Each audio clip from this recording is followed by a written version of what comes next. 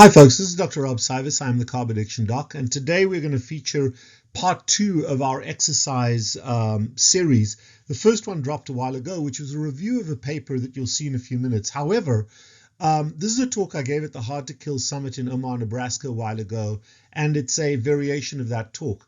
One of the questions that we take for granted very often in our ketogenic space is that exercise is necessary, exercise is a must, and kind of the more you do, the better. So what I've done is I've created this talk to really break that down, and it's going to give you a lot of pause for thought about who is healthier, the fit person, the fat person, the person that does no exercise, the person that does some, or the athlete. And we're going to put this into perspective, looking at the science and the logic behind it. As you can see, I'm wearing my 2023 World Cup rugby shirt, Mooi Bokke.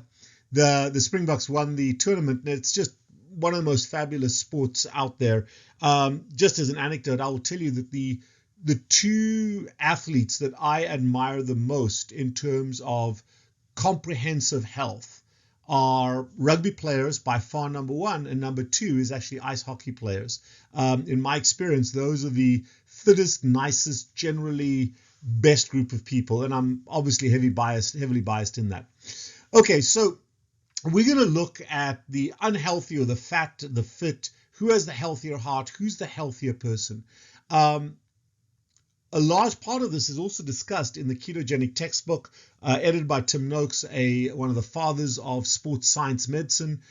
We have our keto pyramid for life, which is a foundation for us in terms of healthy eating that we're going to discuss. And I am a clinical physician in practice. We do work with a number of athletes, amateur as well as professional athletes, designing and working with them from a dietary perspective and really analyzing their diet with regards to their biologic needs based on blood work and other testing, as well as what their current needs are for their sport. If they're peaking for a sport, if they're between seasons, if they are endurance athletes, if they're strength athletes, we work with that group of people, and we have a whole team that works in that regard.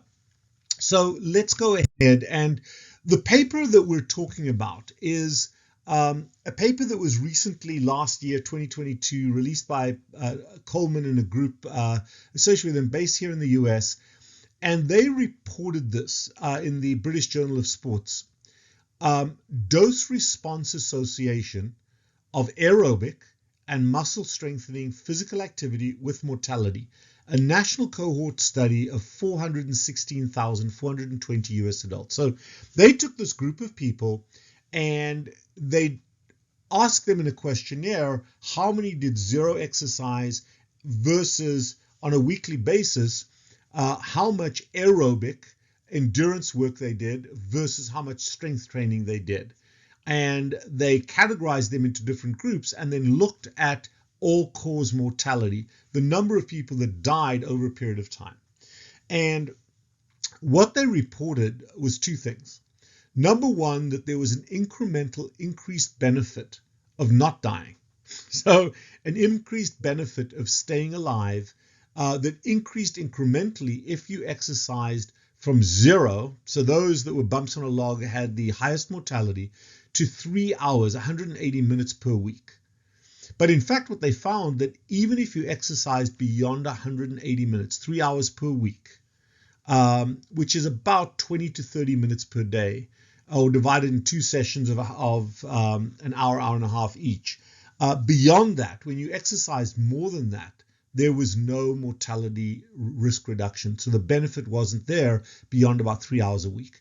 So they quoted that the relative risk reduction of all-cause mortality, the risk of not dying, from 0 to 3 hours per week of exercise, the comparison between 0 and 3 hours per week, was a relative risk reduction of 27%. So there was a 27% difference in the number of deaths between those that did exercise and those that didn't. And you could have died from any reason, but that's still a substantial number. They did not give the data for absolute risk. In other words, they didn't say this many died in this group and this many died in this group. So we cannot evaluate absolute risk, which would be better than the relative risk. Now, along those lines, the World Health Organization recommends 150 hours 150 minutes per week of exercise. And the current US recommendation is 300 minutes. So this is 180 minutes, and it is a more science-based study. Just before we go ahead, one of the things that's always in my head is the protein sparing effect and how to promote adequate protein synthesis in the liver. Well, sometimes the human body uses protein to make sugar rather than to make proteins. And one of those is if you're at a glucose deficit or if you're fat adapted at a ketone deficit, because some of those proteins, about 9 of them, actually when they get broken down by the liver, don't form sugar, they form ketones. So from time to time, if you've had a lean protein meal and you haven't eaten enough fat, popping something like this, ketone IQ, which is an exogenous ketone, will get you into ketosis very quickly, will restore your blood ketone levels, and then the protein that you've eaten will be used by your liver under the influence of insulin to make new protein, not to make sugar or to make ketones. Look at the show notes down below for a promo code to get 20% off. So let's get into what exercise does and what it means. So when we look at athletes, we look at a guy over here like Bruce Fordyce. Bruce Fordyce is an ultra-marathon distance runner, hero of mine when I was growing up, and is the 9-time winner of the Comrades Marathon, which is an ultra-marathon of about 90 kilometers. And if you look at Bruce, I mean, he's a skinny, very, very fit athlete. And yet Bruce had type 2 diabetes. He developed type 2 diabetes basically from carb loading. And he's a friend of Tim Noakes. And what's interesting, the anecdote is that Bruce started to gain a little bit of a belly weight. So he started to gain fat inside his belly. And this bothered him. So what do athletes do when they see they're gaining a bit of weight? They run more. So he escalated his running and increased it by 1/3 of his weekly times. And he got fatter. And he then consulted with Tim Noakes, and Tim showed that, you actually have type 2 diabetes. So once they began to treat the type 2 diabetes, and Tim Noakes had a similar thing, he's also an ultra-distance athlete, also found that he had type 2 diabetes. When they started to treat the type 2 diabetes by getting rid of the carb loading, the pooch went away, their times improved, their endurance improved, their recovery improved, and the diabetes went into remission. So that is an anecdote, but a number of athletes have had the same. Now, looking at Bruce, there's no way you would have said that he had diabetes. And I think that perception is one that we really have to change our perspective on. The second person down there, most of you will recognize as Arnold Schwarzenegger. Now, Arnold did take steroids, he acknowledged that, but he was a huge bodybuilder, spent hours and hours and hours in the gym. And yet in his 50s, Arnold developed enough calcified plaque on a congenitally abnormal aortic valve that he had to have the valve replaced and nearly died during that process. So here's again a guy that's the fittest in the world, but he developed calcification of his cardiac valves and cardiac vessels. At the bottom over here we see, and this is a teaser for a bit later on in the talk, we see a picture of Bruce Fordyce winning one of the Comrades marathons, and you can see the sponsors over here. Okay, we'll come back to that. This gentleman over here is Dr. Tro Kalayjian, a wonderful, brilliant metabolic health doctor working in New York. This is his own journey. And clearly he's gone from being metabolically very, very unhealthy to metabolically healthy. You can physically see that. But as opposed to Arnold and Bruce, Tro is obesogenic. Bruce is diabesogenic, but Tro is obesogenic. So his issue was with hyperinsulinemia and fat. Then we have a woman over here who has classic lipedema. Her weight, if you divide her across where the skirt is, the upper body not that heavy, all the weight is in the lower part of the body. And her BMI is high, so she's considered to be obese, but she has lipedema, Lipidema, which is one of the healthiest forms of obesity. Then you've got these two folks over here, which are endomorphically fat. A lot of subcutaneous tissue, but not a lot of visceral tissue. And not too bad, not too bad. And then you've got my friend, Dr. Jamie Seaman. Dr. Jamie Seaman did a wonderful TEDx talk recently. I would urge you to Google her and see her on TEDx. Did a brilliant talk on physical activity in women and the mental and physical value of it. And Jamie is both a practitioner of a ketogenic diet as well as obviously super fit, and yet had issues with being a size 10 or a plus size person, even though she looks like she does. So the question is, what are the aesthetics of a healthy looking woman and a healthy looking man? And are they healthy looking but not so healthy? Because when you look at the obese person, her blood work is very, very healthy. You look at Jamie's, it's also healthy. So what difference does that look make in terms of health? And here are some astounding statistics on what we would consider to be the fittest, healthiest folks. Triathletes. Triathlon competitors may be more likely to die suddenly and suffer a fatal cardiac arrest. We're not talking about waterlogging. We're not talking about drowning. We're not talking about any of the other issues. We're talking specifically about a heart attack, a fatal cardiac arrest than previously thought. A study of more than 9 million participants over 3 decades found that deaths from cardiac arrest, not SIPE, S-I-P-E, but cardiac arrest, CVD, coronary artery vascular disease, deaths from cardiac arrest struck 1.74 out of every 100,000 competitors. That means that even though it's a relatively small number, nearly 1 in 50,000, 1 in 60,000 competitors in triathlons die from a heart attack, and yet they're supposed to be the healthiest of the healthy. And you'll see the sources all referenced if you want to look for the references. Here's a wonderful statement from Tim Noakes, Professor Tim Noakes, and a great guy working in Boston, Art Siegel.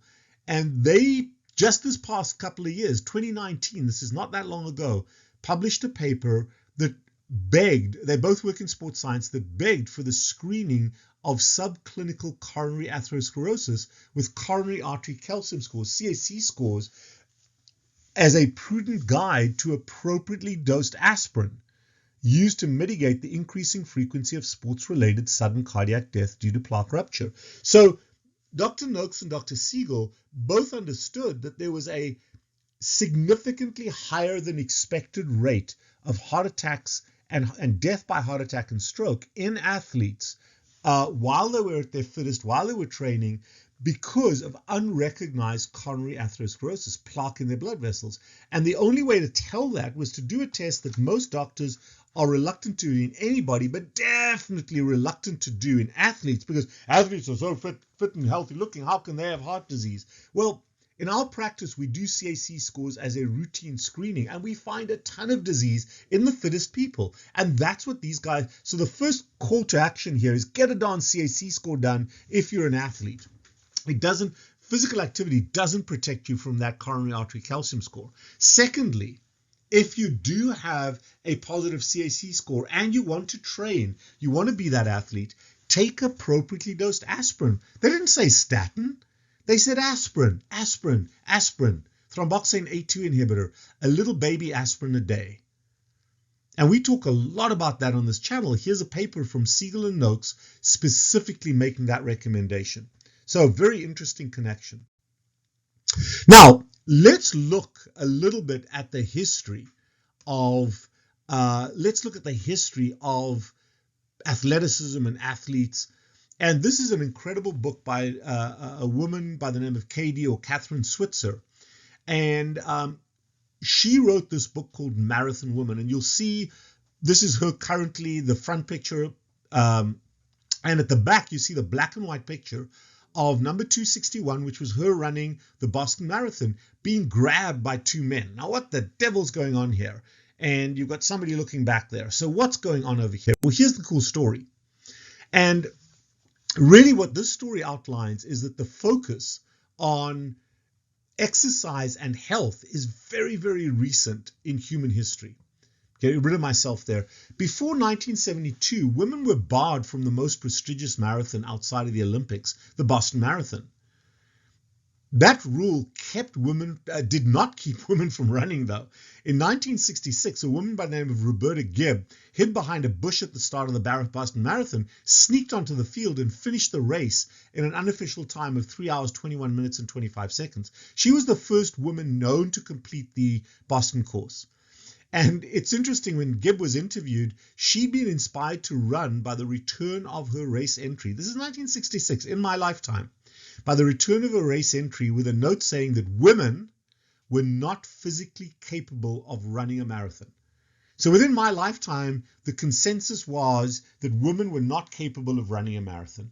And I'll tell you, maybe that consensus, not just about women, and not about capability, but perhaps women should not be running marathons. Interesting question. Don't throw darts at me yet. She stated, I hadn't intended to make a feminist statement. I was running against the distance, not the men, and I was measuring myself with my own potential. The following year, in 1967, 261 of the Boston Marathon, the number 261, which you saw on the former slide, of the Boston Marathon was assigned to entrant K.V. Cywes.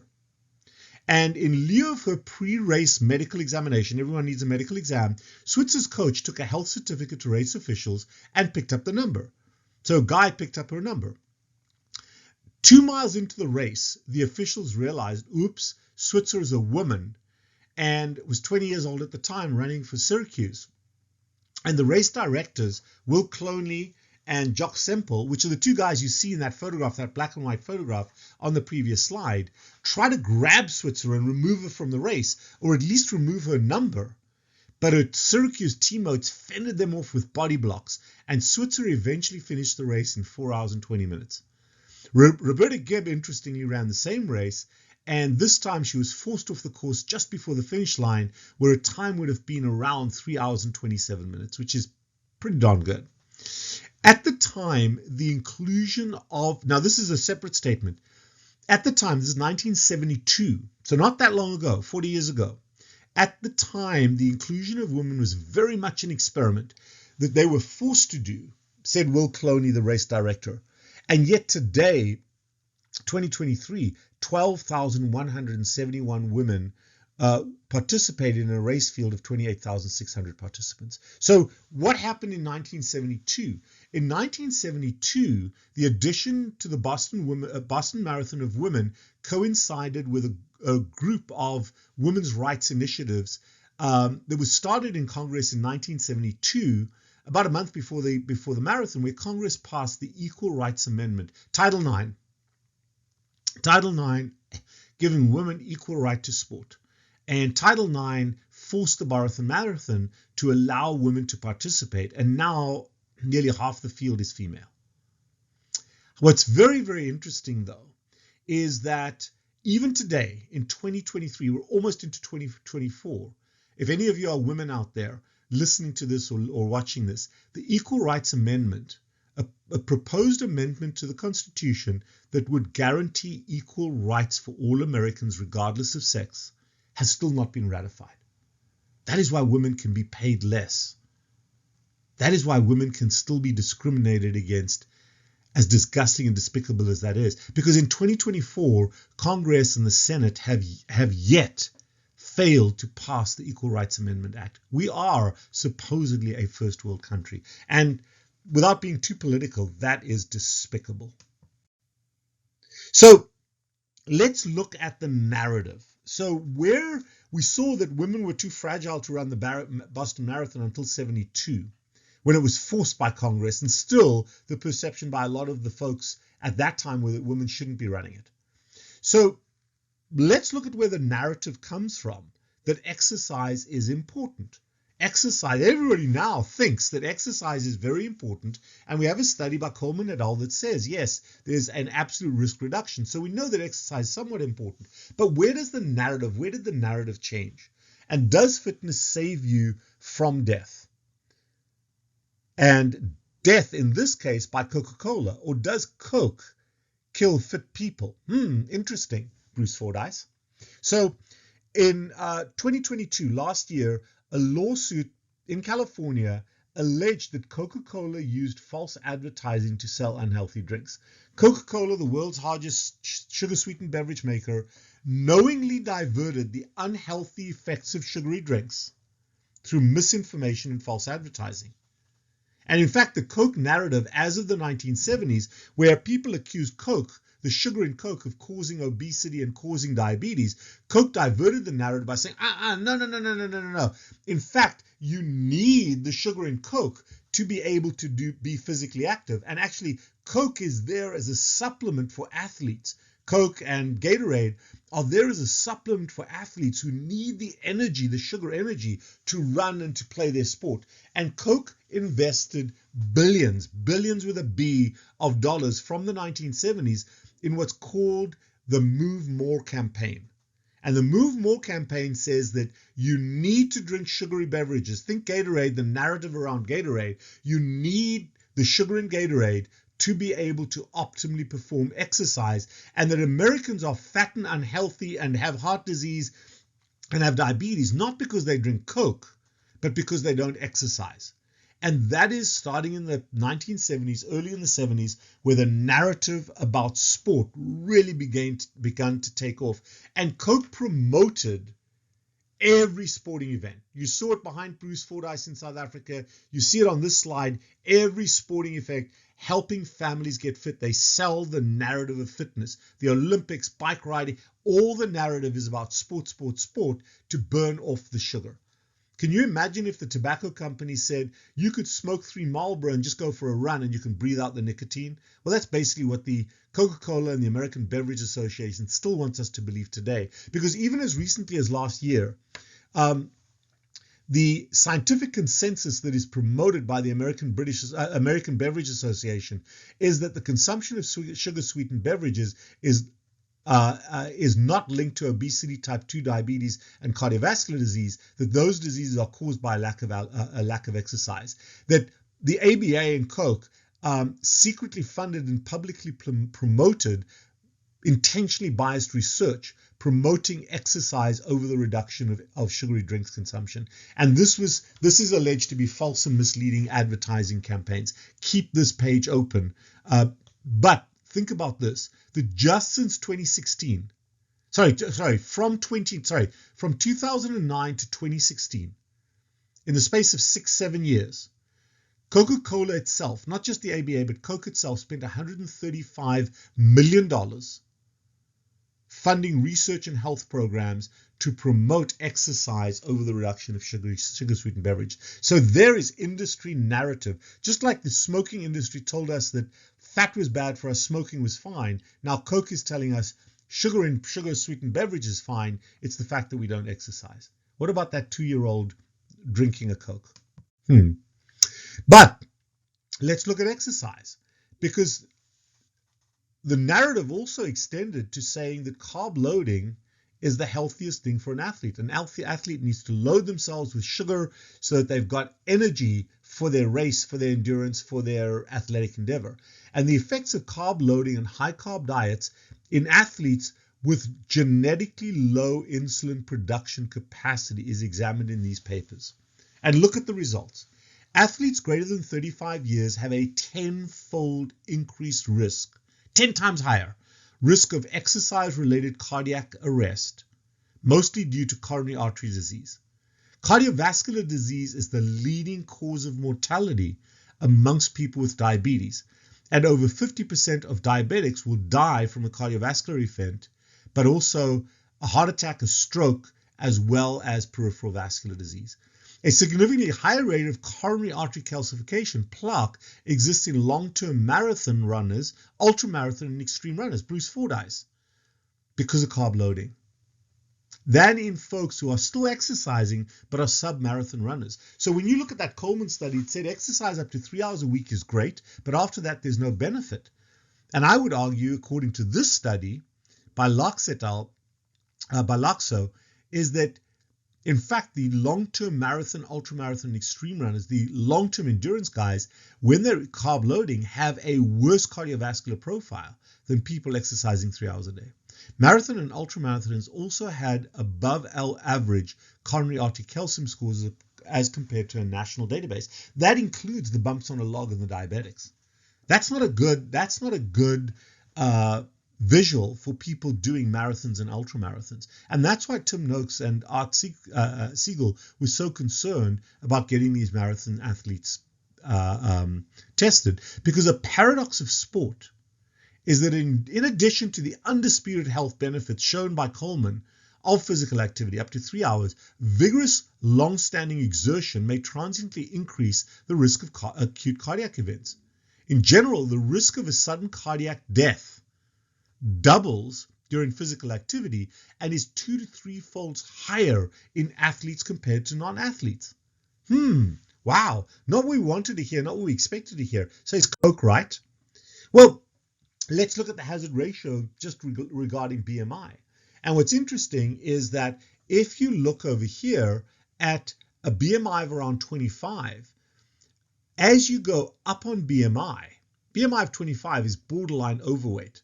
So overweight starts just above a BMI of 25. So when you're moderately overweight, even when you get up to a BMI over 30, which is now obese, obesity in 50 to 69-year-olds has about the same hazard ratio of having a heart attack or a stroke as a skinny athlete. This would be Bruce Fordyce. And you compare those two, not dissimilar.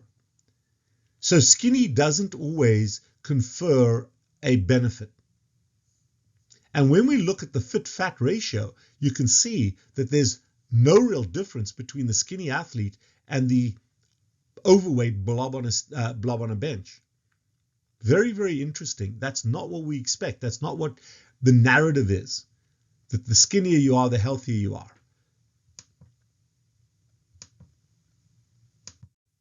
So let's look at the epigenetics. And if you've watched my work, you're familiar with the slide. But what we notice is that as people carb load, as they eat more sugar and starch, as they snack, as they overeat, whether that is for the energy to be athletic or not, over time, that excess sugar has to be dealt with. At first, the liver can deal with it by turning the sugar into fat or by releasing it to the muscles where it's stored as glycogen in the muscles. The muscles are the largest store of glucose in the human body as glycogen. And if you're an athlete, you are depleting and replenishing that store regularly. That was the premise of carb loading.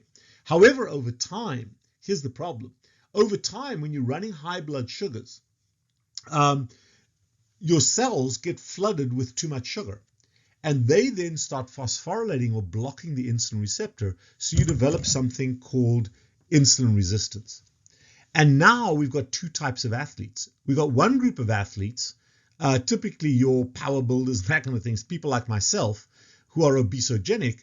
Our pancreas says, here's more insulin, and we can overcome that early insulin resistance, and we gain weight very easily, but our blood sugars are normal and our cardiovascular risk is low. So we just slow down because we're carrying a lot more weight. But a lot of the power sports have slightly fatter people. Think of an NFL lineman who is kind of a fat blob, but is still functioning at a fairly high level. So those are the obesogenic people, and they have relatively pristine blood vessels. On the flip side, you've got people who are lower insulin producers, such as Bruce Fordyce and Tim Noakes. And these people, when they carb load, they can't get the sugar into their cells. So not only do they suffer an energy deficit in their muscles, because the high insulin doesn't mobilize fat, so their performance breaks down, their performance gets worse over time because they're hyperglycemic, but high blood sugar, but they can't get the energy into their muscles. That chronically elevated blood sugar now damages the blood vessels and causes cardiovascular disease, stroke, neuropathy, and blood clots. And these are the thin on the outside, fat on the inside, diabesogenic, mildly hyperglycemic, or significantly hyperglycemic, mildly hyperinsulinemic folks. These are the athletes that are having the heart attacks and the strokes, that are having the positive CAC scores. The hyperinsulinemics don't typically have that, but they are prone to cancer and joint disease. And these are the athletes pulling a hammy, damaging their knees or their hips or their backs, and taking a long time to recover. That's what they're prone to. So nobody gets away when you carb loading. And when we look at the combination of those two athletes, when we look at the obesogenic and the diabesogenic group, this was a study that looked at changes in glucose metabolism and elevation in blood sugar and cardiovascular risk. And what they showed is that from 1955 to 2015, over the course of this 60-year period, obesity rates went through the roof, but so did diabetes rates. So both the obesogenic folks are there as well as the diabesogenic folks. Now, naively, what they did is they assigned that to caloric consumption, to calories. But the reality is it's not calories, folks. It's carbohydrates. It's sugar and starch. So we've got to be more accurate. sugar and starch, depending on your genetics, results in weight gain as well as diabetes, depending on who you are. And this slide, the one that's here right now, shows you what we're talking about. And this shows the different genetic picture. In normal people who are on a ketogenic diet, you see the ketones here, so there are ketones in the bloodstream. Ketones very readily, without a transport molecule, enter the cell, and the mitochondria of the cell can use ketones as a source of energy. There's also glucose, glucose being the yellow dots, and glucose, under the influence of insulin, can enter the cell, and the cell can then at various times switch between using sugar, glucose, and switch between using ketones, and has plenty of dual energy supply. That is a very healthy insulin sensitive normal glycemic cell that we can see here in this graph. So their extracellular glucose, their blood sugar, as well as their intracellular glucose is low. They're insulin sensitive, they're normal glycemic. Now, when people carb load, when athletes increase their carbohydrate consumption, we now have two situations. In the diabesogenic person, they develop insulin resistance. So we develop resistance to insulin, but they cannot produce more insulin. So they've got a little bit of elevation of insulin, but really not that much. And the problem then is they cannot get the sugar, the yellow dots, into the cell. So the cell is relatively deficient of glucose, so you can't perform that well. There's no ketones because insulin blocks ketosis, and all the sugar builds up on the bloodstream. So in these folks, what you see is a significant rise in extracellular or blood sugar, but you see a flat line with regards to intracellular glucose. So these cells are hungry, and they're basically sending a signal to the liver to say, dudes, we need energy. We don't have any energy, because they can't measure the liver and the cells can't measure the amount of sugar in the bloodstream. So paradoxically, the liver dumps more sugar into the bloodstream, and these are the folks that then get type 2 diabetes, insulin resistance followed by type 2 diabetes. On the flip side, you've got genetic folks like myself who are obesogenic. And with these folks, we can produce massive amounts of insulin. And therefore, the sugar on the outside, no matter how insulin resistant the cell is, you can see there's a ton more insulin molecules docking to the cell and facilitating the transport of sugar into the cell. These cells are hyperglycemic and hyperinsulinemic. And that hyperglycemia and hyperinsulinemia damage the cell, but their blood sugar is fairly normal. So these folks have a relatively normal extracellular blood sugar. Their blood sugar is not that elevated, but their intracellular sugar is very, very high. And that's a concern. So they've got the elevation in intracellular blood glucose that's difficult to measure. And that's the concern. So different sets of diseases. And how does this play out when we do a glucose tolerance test? Well, what we see is the healthy athlete. The healthy athlete has a good pattern A or pattern 1 Kraft test where they consume a bunch of sugar. Their blood sugar rises up, their insulin rises up, and over the course of 3 to 4 hours, blood sugar comes back down to normal, insulin levels come back down to normal, and that's controlled very, very early on. However, when it comes to the diabesogenic people, there's a delay, there's a progressive delay in insulin production, so a longer elevation in blood sugar. So here the elevation in blood sugar is continuing for 2 to 3 hours beyond that first half hour, and the insulin is peaking much later. And in the classic diabetic, that is happening beyond 3 hours. Here's your Bruce Fordyce. So not only have you got the sugar load going in, you've also, the sugar's not being cleared adequately, there's not adequate or delayed insulin response, and it's taking a long time for that blood sugar to come down.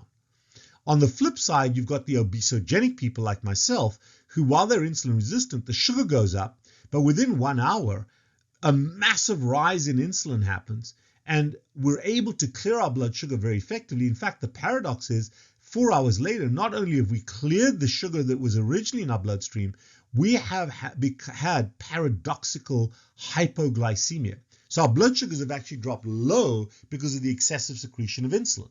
Now, if you didn't consume that sugar, that would be level. So that's how an oral glucose tolerance test can help to determine an athlete if they're pre-diabetic or obesogenic, diabetic or obesogenic, even though their A1Cs are not in the diabetic range. And this Kraft pattern can be very, very helpful to help us to determine how athletes should be eating. And what happens at a vascular cellular level? Well, what sugar does is sugar attaches to the endothelial cells, crosses these endothelial cells and swells them up. And it also activates platelets and white cells. So you get this big inflammatory reaction.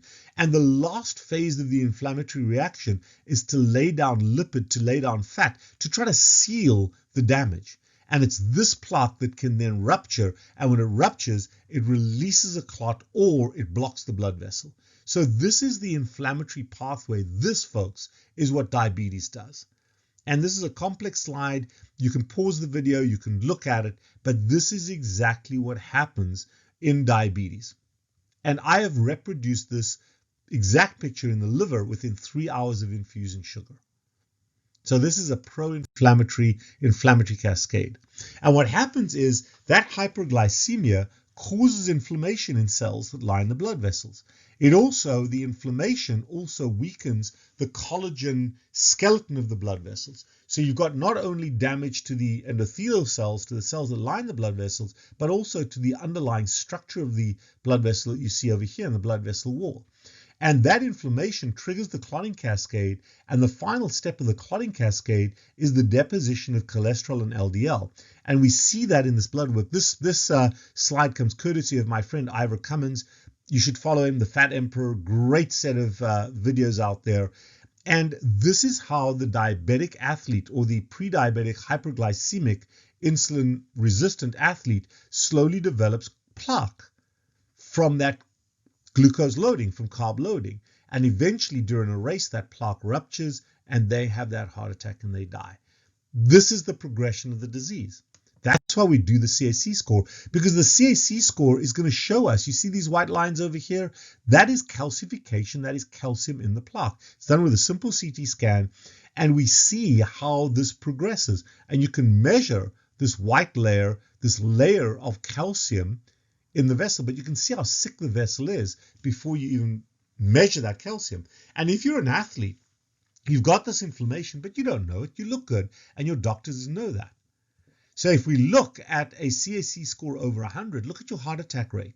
When your CAC score is 0, like it is with me and obesogenic folks, that risk of a heart attack or a stroke, very, very low. As that score goes up closer to 100, that risk increases, and certainly over 100, which is not a horrible CAC score, look at how much higher it is over the course of 10 years.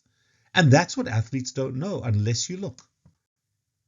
So here's another astounding thing, because what most doctors do is they frighten you that your LDL and your cholesterol are high. Oh my God, your LDL is high, your cholesterol is high, you're going to die of a heart attack or a stroke. And I will tell you categorically, based on this slide from my friend David Diamond, and the references down the bottom, that in this slide we have two very different people. We have over here on the left the obesogenic person who has a high LDL. My LDL is 240. My CAC score is 0.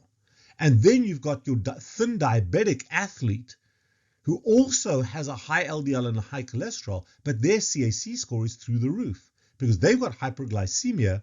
People like myself over here can clear that fat. It's not an LDL and cholesterol problem. So what is the problem? Here it is, folks. If you look, and again, this is courtesy of David Diamond, if you look at the focus on cholesterol, there's really no significant pattern.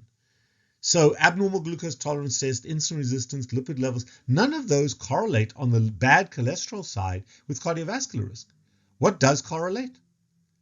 Measurements of insulin glucose. Highly significant, highly significant, highly significant. You can go through this. These are all highly significant associations between blood sugar and insulin and cardiovascular risk. So the issue is sugar in our diet and blood sugar, not cholesterol. And yet, even though these were all reported by cardiologists, you can see most of this is in the circulational cardiology journals, some in the diabetic journals, the cardiologists ignore their own advice because they're locked into a belief, a narrative belief that cholesterol is bad. I will tell you, I've made this statement, folks. I've made the statement that in the advent of a drug called GLP-1 agonists, in the advent of drugs that treat insulin resistance like Ozempic, Mounjaro, Wegovy, as those drugs become popular and as they show a reduction in cardiovascular risk, even in athletes. And I would tell you that apart from a weight issue, because the GLP-1s cause weight loss, if an athlete is on a GLP-1, or better still, if an athlete is on an aspirin and they're not carb loading, statin therapy as a primary driver of cardiovascular care is likely to become obsolete within the next 10 to 20 years. And that is because we shift away from recognizing that lipids are a problem toward recognizing that it's blood sugar that's the problem. And here is the slide that matters. So when you look at two things that are associated with the obesogenic picture, the obesogenic folks are going to have an elevation in blood pressure over time, and the diabesogenic people are going to have that diabetes. Your worsening CAC score is directly related to blood pressure and blood sugar, not to body weight. Inversely related, quite frankly, to body weight. Interesting, huh? And why? Well, here's a great study, again from David Diamond, that looks at A1C. So an A1C of around 5.2, at an A1C of around 5.2 for females and around 5.1 for males, there is no increased relative risk of a heart attack or a stroke. As your A1C goes up, and certainly once it gets to the 5.9, 6 range, and in women around 6.5, but it doubles after about 5.2, 5.3, and then once you get to an inflection point of between 6 for males and 6.5 for females, you get a massive increase on the risk of dying from cardiovascular disease. So this is a correlative A1C, which is a measure of average blood sugar, not of lipids, and cardiovascular disease. And it is a direct measure. So if you're a non-smoker and you have a CAC score less than 10, you've got a less than 10% chance, less than 1% chance of dying of a heart attack or a stroke. That's people like myself. Those are the obesogenic folks. If you're a smoker, your risk is double. Okay, so about a 2% risk. But if you're a non-smoker and you're diabesogenic, over the course of 5 years, whether you're an athlete or not, look at the massive increase in that risk. 12-fold increase if your CAC score is above 1,000. So we need to pay attention to this. Athletes need to pay attention to this, because if you're carb loading as an athlete, or if you think you can burn off the carbohydrates and therefore eat them, that's problematic. And certainly, if you are starting, I'll go through the slide very quickly, but if you're starting to develop diabetes, take that very, very seriously, because over the course of a 15-year period, look at the massive rate of death with hyperglycemia and with diabetes. So let's return back to our athletes. And in this study that examined the individual and joint associations of obesity and cardiorespiratory fitness with CAC score, they looked at a bunch of middle-aged men. They looked at 2,000 men, and they saw that obese men, obesogenic men, did have slightly increased CAC scores versus non-obese men. However, fitness was associated with lower CAC score in obese men. So if an obese man was fit, they had a lower CAC score than a skinny man, now these were men, than a skinny man who didn't exercise, or a skinny man who was diabesogenic. The fit obese category was not associated with higher CAC scores, which was similar to estimates for the fit normal weight category. So folks like me who are slightly overweight, who've lost 100 pounds, who are obesogenic, and yet we exercise, that fit fat group, the fit obese category, is far healthier in terms of cardiovascular risk than the skinny diabetic who's an athlete. So the combination of being fit and obese was not associated with a higher CAC scores, whereas fit and diabesogenic has a very high CAC score typically, which is very, very interesting. And my CAC score, by the way, is 0. So if you're talking to your trainer, if you're talking to your coach, every trainer, every coach should understand metabolic health when they venture beyond athletic training, athletic performance, and start discussing or prescribing diet. And the problem is most trainers do not know this or believe that fat is okay as a fuel source. So when these trainers, when these coaches speak to their athletes, about their diet, they very often are doing them a great disservice. And here's an interesting comment from a paper by Parisi et al. Masters athletes, those are men and women above the age of 35. Oh my God, I wish. Masters athletes who regularly train and participate in competitive sports represent a rapidly growing segment of the population. So more and more men and women are becoming athletically fit, are participating in sport. While such a high level of exercise does have numerous health benefits, it does not confer immunity to type 2 diabetes and cardiovascular risk. And that's so important to understand. You cannot outrun a bad diet. And we need to understand, coaches and trainers need to understand the interplay between basic exercise physiology and the pathogenesis of insulin resistance and performance. And most athletes focus on performance benefits of their diet over metabolic health parameters. So if you flip it around, can you imagine the confluence of the best performance and the best metabolic health? And that is to be normoglycemic, insulin sensitive on a high-fat keto carnivore diet. Healthiest diet both for performance as well as metabolic health. Now, for those of you that are not athletes, coming back to that Coleman paper, the 150 minutes, what should we be doing? Well, the healthiest folks, the healthiest people are people that focus not on exercise, but on mobility. And I'd love to see a paradigm shift away from exercise, which is endurance and strength, toward mobility.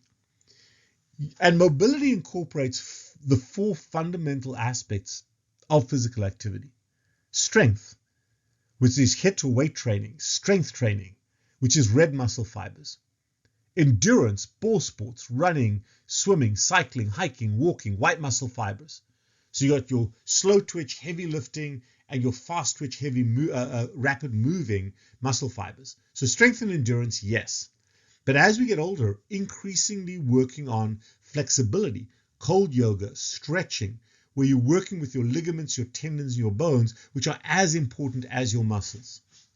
As important as your muscles. Most athletes, when they injure themselves, don't injure their muscles. They injure their ligaments, their tendons, and their bones.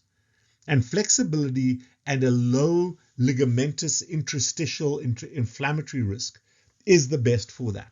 Think about that, athletes. It isn't just about your muscles.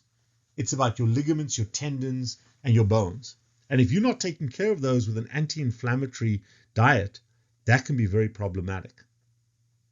And the final one is balance, parkour, rock climbing, any form of balance, which is so important, not just for your body, but for your brain, for your hands, for your feet, for your entire being, above the eyebrows and below. So I'd rather you think, instead of exercise, think of mobility. Some days can be strength days, some days endurance days, some days flexibility days, and some days balance days. And that is the healthiest way to be healthy, together with a good diet. So how do we work up an athlete? If an athlete comes to see me, we're going to get to know you by getting your medical history, your family history, and looking at certain parameters. And the first one is to get a baseline comprehensive metabolic blood work panel. To look at your blood work, which is going to tell us about your history, about whether you're diabesogenic, whether you're obesogenic, no matter how fit you are, no matter what diet you're on. That'll include a full carbohydrate and lipid panel. But the carbohydrate panel is more important than the lipid panel. We'll also test you for autoimmune testing because that factors into vascular inflammation. And it's far more common than you think. We will test estrogen, progesterone, testosterone, your male or female hormones. And all males and females have different ratios, obviously, but all produce the same hormones. And we want to look at how insulin and insulin resistance is affecting those. And of very great importance is looking at your DHEA sulfate, which is kind of one of the bad waste products that is produced by insulin resistance.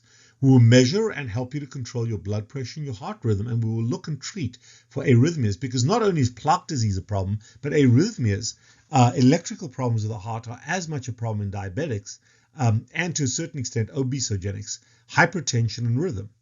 We will consult you as your metabolic specialist to interpret your genetics and your risk. And if you want to find a metabolic specialist, look at the SMHP website. If you have a low CAC score and are obesogenic, we'll keep track of that about every 5-7 years, maybe every 10 years. If your score is greater than 100 but below 400, we are going to order a cardiac stress test, to see if the plaque is a problem, and we may get an echo to look at your heart function. If your CAC score is high, we want to check that every 1 to 2 years, and you want to look at a volume and a density calculation even if you're on a ketogenic diet. We'll definitely do a cardiac stress test and echo and do follow-ups on those. And if they are positive, we will get a CT angiogram or a cardiac catheterization because you may need a stent or a bypass. So we are there ahead of time to help you. Now, what treatment? Those are the analysis strategies. What treatment strategies? The foundational treatment for any athlete is a ketogenic high-fat diet to replace fat in the diet with sugar. To replace sugar in the diet with fat. And ideally, if you're comfortable doing it, leaning toward a keto carnivore diet, where you're eating adequate macros as protein and fat with the focus on fat and getting your micronutrients in. We will look at your physical activity and your training schedule. I'm not there to train you, but I will make comments about the type of training and especially incorporating some mobility work, which will help you no matter what type of athlete you are. If your CAC score is positive, definitely a baby aspirin a day, or if you're insulin resistant, even with a low CAC score. If you're on a statin or cholesterol medication, I recommend stopping that, except perhaps very early on when your triglycerides are very high and your HDL is very low. But as those convert on a ketogenic diet, we can stop and deprescribe the statin. We need to measure it, monitor blood pressure and heart rhythm on a regular basis, and we'll teach you how to do that at home and also at the peak of your performance. Because the best stress test is during or right after a run. And the best time you can look at your heart is when it's under exercise. That's called an exercise stress test. And we'll teach you how to do that. If warranted, we'll add fish oil with at least 500 milligrams of DHA, MCT oil, and coconut oil. In other words, a source of saturated fat. Perhaps even some dairy. Vitamin D3 and sunshine. Vitamin C is an antioxidant for those people that are still struggling with inflammation. And the antioxidants in vitamin C are useful for not only as antioxidants, but also to support collagen matrix so we can repair tissues, ligaments, and tendons. You don't need to take collagen because it's useless. It just gets turned to amino acids. But taking vitamin C has value. If needs be, if you are a diabetic, we will use inositol, berberine, metformin, a GLP-1 agonist to treat insulin resistance and to treat the release of sugar in the face of low intracellular sugar. Until you become insulin sensitive. We will help you to monitor blood glucose, preferably with a CGM, continuous glucose monitor, and our target is to have your A1C below 5.2. Of course, no nicotine. Doesn't matter if it's vaping, dipping, you want to stay away from nicotine because it also causes vascular inflammation. And we will teach you to be aware of chest pain, shortness of breath, unexpected fatigue, to take those seriously. Because if you don't, you might be ending up in the ER with something catastrophic. And we really want you to help you to change your perspective and perhaps that of your teammates, that of your coaches, to change your perspective on what healthy living really is. Because the traditional medical thinking is that healthy is about calories in the form of carbohydrates and that exercise burns those calories off, calories in, calories out. And if you are lazy and you don't exercise, you become fat. And if you become fat, you become diabetic. So high calorie diet and lack of exercise is the primary driving force behind their thinking of weight gain, obesity, diabetes, hypertension, and a stroke risk, which is a completely false narrative, as we've shown you all along. The appropriate perspective of what healthy is a low carbohydrate, high saturated fat diet that allows you to use fat as an energy source while protein is using to repair and treat muscles. A low level of inflammation that doesn't affect tendons, ligaments, and your bones or your blood vessels. And restoring insulin sensitivity by going periods of time without eating. We call that intermittent fasting, and not snacking and binge eating, but getting enough in from a caloric perspective to maintain your athleticism without the calories coming from carbohydrates.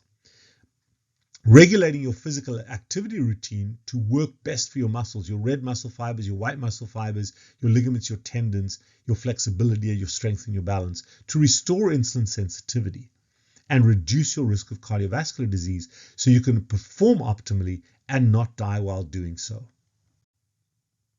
And the goal there is, even if you are hyperglycemic and have been hyperglycemic and have some plaque on the standard American diet, by developing normal glycemia on a low-carb, high-fat diet, we are able to stabilize that plaque, and we are able to stabilize your coronary artery calcium score with, quite frankly, elevated LDL and elevated cholesterol, but normal glycemia, normal blood sugars, normal A1C, and reduce your risk of a death.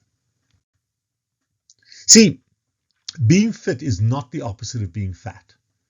In order to know the difference, you need to know your genetics. And you want to work with your physiology to be healthy. Physiologic health is most determined by our nutrition, irrespective of our genes. Being fit is about nutrition. Exercise and self-care are part of mindfulness and muscular fitness. But nutritional fitness, inflammation is where it's at. Being fit is about nutrition, exercise, and self-care mindfulness. Exercise is as much about mental health as physical health. And fitness is ultimately the healthiest state of mind you can be in. We are humans because of our brains, and our mental state makes us hard to kill. I am the Carb Addiction Doc. I hope that helps. I hope you make yourself hard to kill and remain fit and active. And don't focus too much on the protein, focus more on the fat. Sometimes we fall over, but if we rise every time we fall, we will be great. Take care.